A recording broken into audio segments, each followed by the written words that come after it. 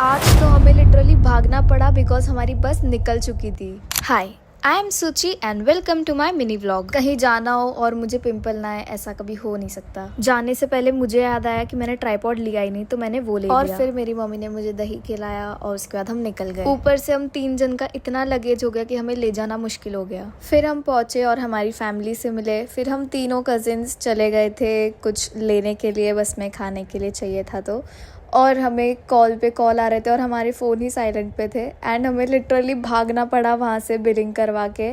और उसके बाद हम चलती बस पे चढ़े थे और हमने आते ही इतना सुना है, सबसे इतना ज़्यादा सुना है कि हम चुपचाप आके बैठ गए और हम बेशर्मों की तरह वापस खाने लगे। और जैसे ही मैं सो के उठी मैंने चेक किया कि हम जस्ट गुजरात में एंटर हुए थे। फिर हम थोड़े आगे आए और इतनी ज़ोर से आवाज़ आई तो हमें लगा कि कोई एक्सीडेंट हुआ है, बट नहीं, उधर एक्चुअली पीछे का जो टायर था वो फट गया था। तो बहुत ज़्यादा घंटों तक हमें कोई अननोन होटल में रुकाया गया था। हमारे मामा ने हमें इतना हंसाया कि कहाँ टाइम चला गया पता ही नहीं चला। फिर हमने हमारी बहन से बातें की। फिर हम तीनों बैठ के हमारी पुरानी इंस्टा स्टोरीज देख के हंस रहे थे। और फाइनली इतने घंटों बाद ये टायर ठीक हो चुका था और हम निकल गए वहाँ से। और कुछ ही देर बाद हम इतने ज़्यादा परेशान हो चुके थे क्योंकि हमारे जो ऊपर स्लीपर पे लोग थे वो इतनी लड़के गालियाँ दे रहे थे, इतना मिसबिहेव कर रहे थे कि हमें बहुत अनकंफर्टेबल फील हो रहा था। फिर रात होते ही हम होटल में रुके, हमने खाना खाया और इतने रश की वजह से देखो हम कैसे बैठे थे। स्पेशली मैं एक पैर पे बैठी थी मैं,